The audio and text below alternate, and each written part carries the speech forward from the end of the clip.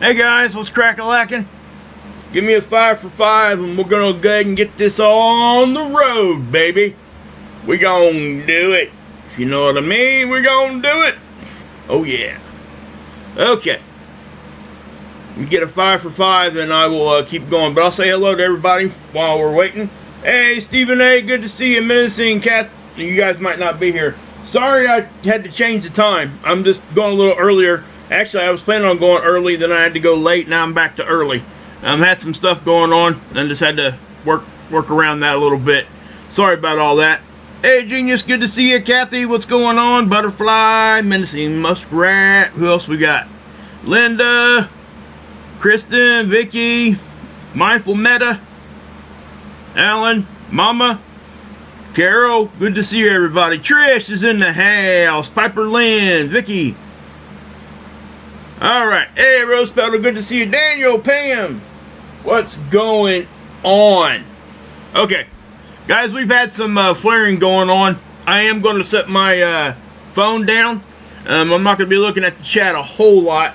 This should not take, I'm not going to take up a bunch of your guys' time tonight. I do appreciate you guys spending your time with me here anyway. It does take, yeah, I know what it's like, so. But yeah, so let's just go ahead and jump into it. Guys, we had a decent sized flare. It was almost the next flare, and that happened right at the change of the day. Right as we turned into the next day here, we, yeah, we ended up catching that one. Now, it was significant, but we also had a secondary,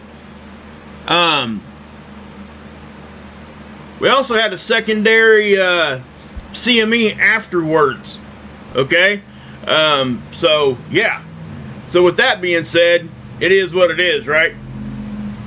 Now, let me see here real quick. Not really sure. I got a tech issue here real quick. Hold on a minute. Sorry, guys. Okay, I'm back. Okay, I just wanted to make sure we were good to go. I thought my stream went down. All right, but we had, look at all these flares. These are bigger flares. Okay, and they're coming from that same sunspot that we've been talking about, the one that's in the quote-unquote danger zone, right? That's what we see. But let's go ahead and dive into this. And remember yesterday I was telling you we were getting hit with something? Check it out. We almost got into a geomagnetic storm. Hey, Ripper, good to see you. So, but yeah, let's take a little bit of a look here at this flare. And I just need to concentrate here a little bit, guys. I'm sorry. I am back. So that whole tech thing just a second ago kind of threw me off. But anyway, this is SDO. This is the one I show you guys all the times from our perspective. The flare happened over here. Okay, now I showed you guys that imaging yesterday, but there went that X flare. Then we had another CME right there. Okay, now again, we would be having different discussion if this thing was right here. We already got hit with the X-ray. The X-ray gave us radio R2 radio blackout storms, and it actually lasted quite a while. And don't freak out about that either. That is a calibration roll on the satellite. It has to find home every once in a while. If it doesn't know where home is at, well, I guess it has to call the police. I don't know. But no, what it does is it any adjustments that they make, like as far as turning the camera a little bit or whatever, it's off because you have to be able to tell it where it's supposed to be before you go moving it, right? We got to be able to know where it's at. And so that's what's happening there. And you'll see like it's almost squared off like an octagon shape. Let me I'll pause it and I'll show it to you better. Right about, okay, so let me bring it back a little bit. Let's go forward. Okay, so you see this? You see that shape? That's the actual shape of the lens. Okay? So that's how we know. And also, it does it very symmetrical. It goes up, down, back and forth, that kind of a thing. So nobody freak out about that. It's nothing to freak out about. It's very normal. It has to be done. It's something. It's basically maintenance for the satellite. Okay. But again, this big blast over here, and these were not small. Okay, that was the X flare. I'm calling it an X flare because it was like a 0.09 or something away from an X flare. So essentially, we almost got to an R3 radio blackout storm. All right. Hey, thank you for becoming a member. Appreciate that. Jill D. Thank you, Jill D. Appreciate that. But, yeah. Now, let me, hopefully that'll show up there. We'll see. We'll see if it shows up or not. Let's find out if that's showing up there or not. Yep, there it is. You guys like that new membership badge right there? It's not really a badge. It's more of a, how can I put it? Actually, I need to move that up a little bit, don't I? I'll do that. I'll do that in the next stream. I just got to make it go up there a little bit. But yeah. Actually, I could probably just do it now. Hold on a minute. That kind of stuff. I'm OCD a little bit, and I think you guys probably already realize that. And let me just take that up like that. That's how quick it is to fix something like that. See? So anyway, just wanted to fix it. I like how it says that. You know, it says new member. It does that automatically. I got this set up like that, so it does it automatically. But given that, guys, yeah, thank you for becoming a member. Now, we got these other sunspots incoming over here, guys. We have some significant stuff happening, and we're going to have to pay attention because we got a coronal hole right here. And it's kind of an odd-shaped coronal hole, and as you can see, it is open pretty big there. It's pretty deep.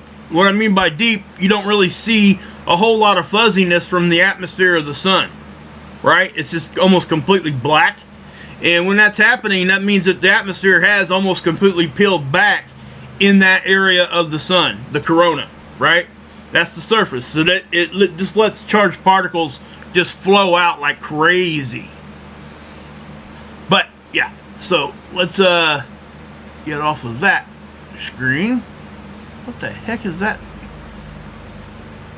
I don't even know what. I don't know how I even had that there. Anyway. Okay, so let's go over here to, we're going to take a look at seeds, guys. This is where we look at, this is LASCO C2, and it's right here on this satellite. It's always looking at the sun. Here's the Earth. It's about 1 million miles closer to the sun. Again, it's from our perspective. So what I'm going to do is I'm going to take us back to the 30th, because that's really when this stuff started. Alright? And you'll see right there on the end, right there, you see that? That was a little bit of an eruption too. Now we didn't see much, but then today is when this happened. Okay, now I do look for us to take some more stuff here. As a matter of fact, we just had another flare, and it was almost an M flare, but I'm not really sure if it got much higher than that. We'll take a look at that here in just a second. But as I do this, what I'm going to do is I'm just going to go down here and we'll just look at the CME itself. Okay, this is a significant CME, guys. It's not a joke, is what I'm trying to say. This thing here is it's not something that I would be scared about. I don't get scared over any of this, but it's nothing I would be really concerned about either. Now, if that was coming right at us, you know, maybe it's not like a grid down thing or anything, but we would definitely be seeing different effects that more than what we're going to see from this one. We're going to catch a glancing blow from this, okay? And let me show you how I know that. Well, at least that's the forecast, okay? If we go over here, I haven't really looked at NOAA's. Yeah, so NOAA's going to be showing us kind of the same thing here. And so this is top down right here. This is a side cut. This is their forecasting. Okay, 2 days historic data from behind. So from right here backwards, that's exactly the conditions we experienced. Then it tries to forecast 5 days out in advance. Now they changed this. Okay, before today, they had a little bit of a hit being taken place, like right here. But they've changed it, so something in their data caused them to change that. Okay, now as I go forward here, check out the CME that pops off. See that? And see how it's kind of missing us to the north and off to our right, which would be west, because it's backwards when you're talking about direction in the, when we're talking about stuff coming from the sun. You got to pretend you're standing on the sun. So that's what that is. But you can see that they're expecting us to take a hit here, right? We're not going to see it up here yet. Okay?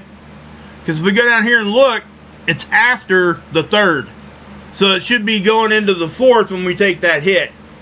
I look, they may change this. I bet they do, especially here later in the day. They may change that to a G-level storm.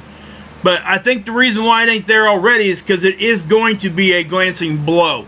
And again, I don't want to downplay that, but I don't want to hype that up either. Okay?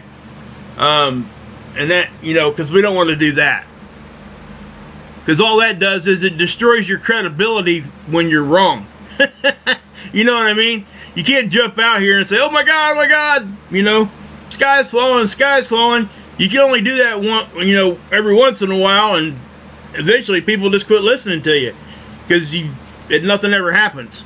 And that's why I don't do that. I used to think that was the way to do it, so you grab people's attention. Not now. I don't believe that, because it puts fear in people. I've had emails and seen people act differently, and it was, on the fact that I had said something, and I felt horrible when that happened. And I mean horrible. I don't ever want to instill fear in anybody. Okay? So hold me to the fire on that one, guys, because if I do, it's not intentional, and I want to know I did it. Okay? Okay, so we're going to take a look at a little bit of a different model here. This is the new Zeus model. You can change what triggers this model. You can do from a CME or a flare, right? So that's a CME. The trigger of it was a CME there. Here is that flare and the CME right there. Okay, obviously, yes, that's moving. It's a big one, right? So you can see Earth right here, and so this is I think it's NASA's model. I can't remember who did this one. I'm pretty sure it was NASA though. But you can see how it affects our interplanetary magnetic field lines too. You see how it kind of grabs them and pulls them? This is exactly why that's called the danger zone. Because you can see it right here pull on our magnetic connection line to the sun. So any protons that were there that had different polarities, it'll suck it right through. It'll bring it right back to us. And that's when we got to look for radiation storms. But the time for a radiation storm has already passed. So we're not going to get a radiation storm from this. It just didn't have those components in it. Didn't have the right conditions. But you can definitely see on this graph what I talk about all the time. You can see this CME cross over those magnetic connection lines. And that's exactly what it does to it. You're not going to see that on the other models. They're just not built like that. So that's exactly why I wanted to start showing this one to you. Okay, so check it out. There is that CME again. And I'm going to show this to you one more time because, we really just have to pay attention when this stuff happens. And I feel like when we're in solar maximum, we talk about this so much that it kind of gets downplayed And it ain't coming from me downplaying it, because I don't overplay things. So maybe I downplay it too much. I don't know. But we tend to become desensitized to this stuff. And I don't want us to. I want us to become, you know, just be real with it. Don't over-exaggerate and don't underplay something. So when we continually talk about things like this, it will become a little bit numb. I experienced that myself. So that's why it's important for us to recognize and look at the data itself to understand. Right? We got to understand it. And that's why. So I just wanted to make sure everybody understood that part. That's why I do what I do there. Okay? Actually, I'm just going to get rid of that right now. But I don't... Man, it's hard to... Let me just do this. Okay, we're going to go back over here to 94 angstrom, and I don't think we're going to be able to see this flare show up yet on any of the models. Some of them, because you get a time delay, guys. So, let's take a look at the Discover. Where did it go? Where did it go? There it is. Okay, so anybody looking for Aurora, here in about 2 or 3 days, please go look for Aurora, because it might, you know, and I'll keep you guys updated, alright? But I wanted to show you guys this, because I showed you guys the Discover data yesterday, and I want to explain what was going on here. Remember yesterday I showed you the BZ, right? The magnetic orientation, negative, positive, basically the angle of our magnetic field. We look for -6. Remember I said it got to -6, and that's why it's highlighted in purple? When it does that, that means we're in a proper position to see and to accept more geomagnetic activity. In other words, we're at a greater risk for a geomagnetic storm. The stuff gets in easier. And if you look at that and you go over here and you time it, it lines right up with this. Okay? So we did take some sort of a hit there. Looks like we're on the uptick now. I don't think that we're headed for a geomagnetic storm from this yet. Not nowhere close. Okay? But what I will say, look what happened after that. We went to -10, right? And then it shot straight up to like +13. When you go into the positive, it actually has the opposite effect. It will deflect more. So that's why. So anyway, that's what's crack-a-lacking on that one. The density and stuff, yeah, it got a little high. I talked about that yesterday. The wind speed itself, no, it did not. So, I really don't have a whole lot more, guys. It's one of those short kind of live streams. I scheduled it for 9 o'clock, and again, I had to move it around because I got some stuff going on here in my personal life. But like I said, guys, I'm always going to let you guys know that. So, anybody that's a member, thank you for becoming a member. I'll be doing a members only live stream probably tomorrow. Hey Ricky, good to see you. And also, guys, I'm going to be giving away those 2 decks of cards tomorrow here on this live on my channel. My members only. I'll probably do 1 or 2 over there also. I just wanted to make sure that everybody knew that was what's going to happen. And I got some really cool decks of cards. They're all space related, and they're bicycle cards. They're not like stuff you'd find at a thrift store or anything like that. Matter of fact, I got one called Sunspot, and they actually discontinued making those in 2018. And my wife is so awesome, she found a whole brick of the stuff, so it's really cool. But and I know this one's a little bit short, guys. I just don't have a whole lot of time, guys, and it did feel a little rushed for me, and I didn't intend for it to feel like that, but it is what it is. And please pray for everybody with all the tornadoes, guys. It was so bad. It's bad stuff. Hey Zen Win, good to see you. I ain't seen you in a minute. Good to see you. Hey Jan.